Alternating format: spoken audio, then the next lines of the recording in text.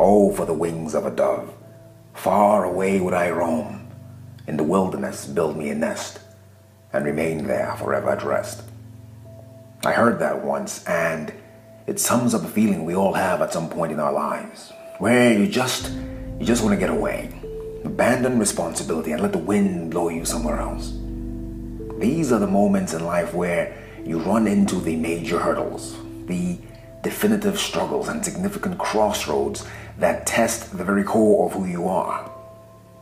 It's reassuring to know that although no one gets to escape those particular hardships, life isn't always filled with those moments of great challenge and turmoil. Things get hard, life gets confusing, and sometimes you feel discouraged. Yes, it's true, but it's also true that the most common of our challenges are not soul-jerking or spirit-destroying problems. They are problems, but we can fix them. We can fix them without going off track or making a bigger mess of things. Last year was about change. It was about big moves, massive shifts, and epic realizations. Last year was about stepping out and getting uncomfortable. It was about a deep look in the mirror and opening doors that have been shut for a long time. And if you are one of those people who got with the program and opened yourself up to change, you felt the turmoil of progress and the challenge of growth. You felt the frustration of discovery as you confronted your shadow. You felt the joy of new possibilities as you accepted responsibility for creating the sort of life you deserve. Last year was about change. It was about the definitive struggles, the significant crossroads. This year is about better choices. Better choices. It almost sounds irresponsibly simple. Now here you are, coming out of one of the most challenging years you've had in a long time. You've made some deep changes, or you're still grappling with certain uncomfortable realizations. And somehow, better choices are supposed to solve something for you. Somehow, better choices are supposed to remove the anxiety and doubt attached to this trip you're on about becoming the real you. As if better choices could really prevent you from slipping back into the old patterns and old behaviors you've decided to reject for yourself. You think you should be looking for something else, something with some layers and complexity. Something you can weigh your anxieties against and say, yes, this is complicated enough to work. This is complicated enough to quiet my fears. This is difficult enough to keep me on track. You're looking for 10 ways to stay on track. 7 habits of happy people. You're looking for something that continues the work for you. No, not at all. This year is about you and what you are willing to do to continue the work. No, better choices won't abolish your fears or curb your doubts. They won't ease your anxiety or demolish your depression. No, that's not what this is about. What I'm trying to do is to set you up, because you said you want to change. I said, okay. Now I'm saying, show me.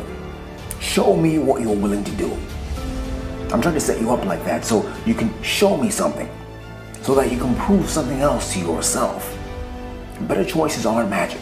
There's nothing special about making better choices. It is where those choices lead you that matters. It is where those choices take you that's important. And what you do when you get there is where magic happens. When I say make this year about better choices, I'm saying make this year about better environments. That's what better choices are about. It's about the environment you want to be in. It's about the environment that's going to give you the best chance of staying on track. That's going to offer you progress as well as growth, and a real shot at finally and permanently experiencing the real you. Better choices lead to better environments. 3 things keep most people operating in poor environments: your habits, expectations, and the way you analyze your results. Your habits, these are rooted to where you came from and what happened to you.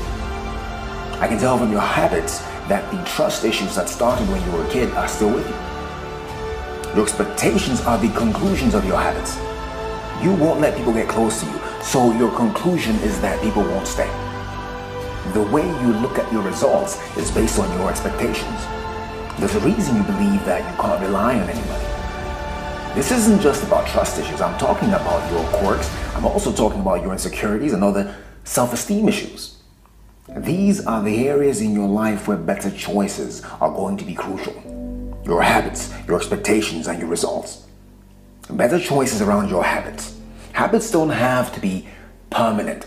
They don't have to be life-defining conclusions. They're not the last word on what's possible for you.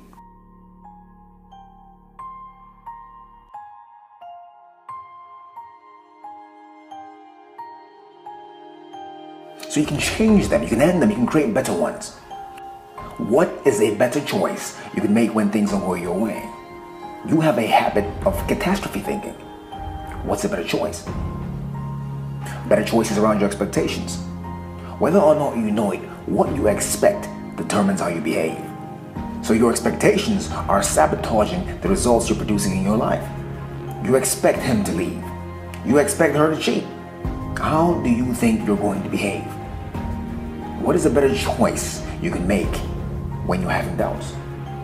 Your expectation is disappointment, so you start bracing yourself. What's a better choice? Better choices around the way you look at your results. Results are really just experiences. So when you are looking at the result of yet another one of your dreams falling apart, what you're really doing is experiencing disappointment, a blow to your self-esteem, and a bout of mourning. When you look at your results, you've typically stuck to the downside. Is there an upside? What is a better choice you can make about the way you're looking at your results? Making better choices is not easy. It gets easier, but it's not easy.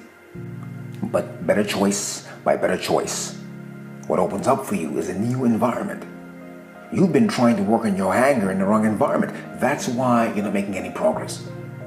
The wrong environment is limiting you. You put a bird in a cage and it can't do much. But if you put that same bird in the sky, it doesn't worry about falling because it's too busy flying. It's in its element.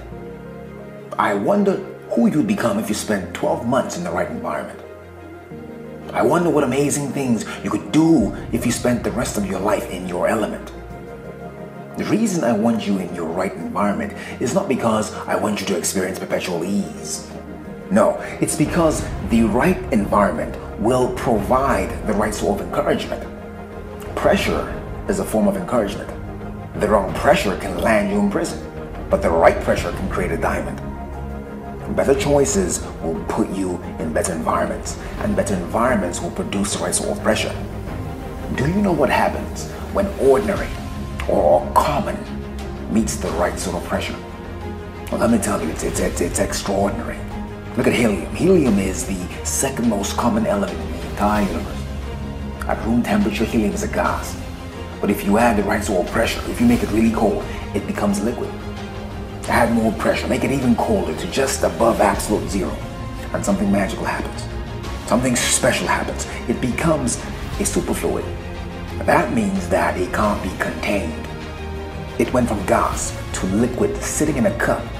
And when it went superfluid, that same liquid sitting in a cup begins to drip right through the bottom of the cup, like the cup had holes in it.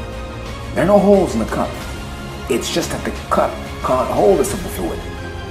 What used to be ordinary, what used to be common, becomes something else. Something the cup can't handle. That's what the right sort of pressure can do. It can take a gas and turn it into a liquid that passes through solid objects. Make it bang, make it bang, make it bang, make it bang, make it bang, make it bang, make it bang, make it bang, make it bang, make it bang, make it